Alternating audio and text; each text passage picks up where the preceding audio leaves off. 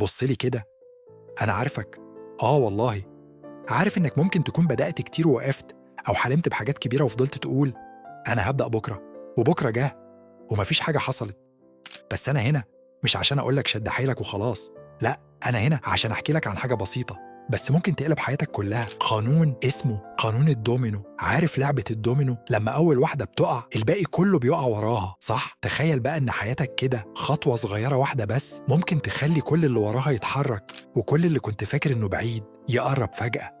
في واحد اسمه روبرت مايرز، كان شاب بسيط زي كتير من الناس، عنده طموح وأحلام كبيرة بس مش عارف يبدأ إزاي. كان بيحس إن طريق النجاح طويل ومتعب، وحاسس بالإحباط من كتر العقبات قدامه. في يوم من الأيام قرأ عن مفهوم بسيط وعبقري: لو حرك قطعة دومينو صغيرة هيوقع وراها قطع أكبر وأكبر لحد ما الصف كله يقع. الفكرة دي شدته جدا وقال طب وإيه لو أنا قدرت ألاقي أول دومينو صغير في حياتي؟ بدأ يطبق الفكرة دي على أهدافه. بدل ما يحاول يعمل كل حاجة مرة واحدة قسمها لحاجات صغيرة جدا. بعد فترة لاحظ إن تحقيق هدفه مش بقى حاجة مستحيلة ولا بعيدة، كل خطوة صغيرة كانت بتقربه أكتر وأكتر. جي كي رولينج، مؤلفة هاري بوتر، كانت أم وحيدة مكتئبة على حافة الفقر، بس كانت بتكتب كل يوم صفحة واحدة من رواية في كافيه صغير، صفحة واحدة يوميا بس. الدومينو الأول كتبت أول فصل، وهو ده اللي خلى ناشر صغير يراهن عليها. دلوقتي هي واحدة من أغنى النساء في العالم. طيب إزاي تطبق طريقة الدومينو في حياتك؟ أهو هنا بقى السر، أديك خطوات تمشي عليها دلوقتي.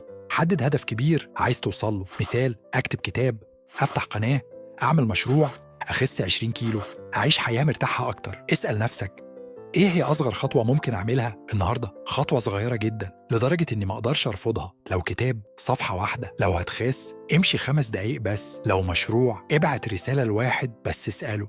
كرر الدومينو ده كل يوم. السر مش في الحجم، السر في الاستمرار.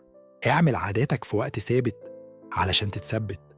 بص، العقل البشري بيحب التكرار، وبيحب الحاجات اللي بتيجي في نفس الميعاد، لأن ده بيخليه يحس بالأمان وبالتحكم. يعني لو مثلا بتذاكر كل يوم الساعة 7 مساء، بعد شوية جسمك وعقلك هيبدأوا يجهزوا نفسهم تلقائي في الوقت ده.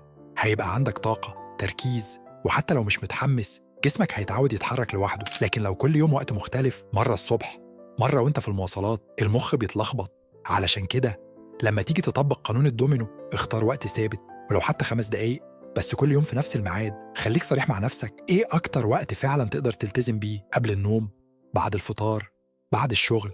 ساعتها خليه وقتك المقدس. العادات مش بتتبني بالحماس، بتتبني بالثبات. وكل مرة بتكرر فيها العادة في نفس الميعاد انت بتبني طريق في عقلك بيقوى وبيقوى لحد ما تبقى العادة بتتعامل من غير ما تفكر حتى، وساعتها الدومينو هيكمل لوحده. أحمد الشقيري بدأ من كتابة أفكاره وبنى عليها مشروع خواطر. محمد صلاح التزم بخطوة تدريب يومية من صغره غيرت مصيره. بعد ما تستقر على الخطوة زود خطوة تانية بسيطة بعد أسبوع أو 10 أيام. بتسرعش، كل ما تكون ثابت كل ما التأثير يكبر. راقب التغيير وشجع نفسك بعد أول شهر. ابص على الفرق، شجع نفسك حتى لو التقدم بسيط، لأن التراكم بيعمل فرق كبير. نجيب محفوظ كان بيكتب صفحة يومية، وخلد أدب عربي ب53 رواية.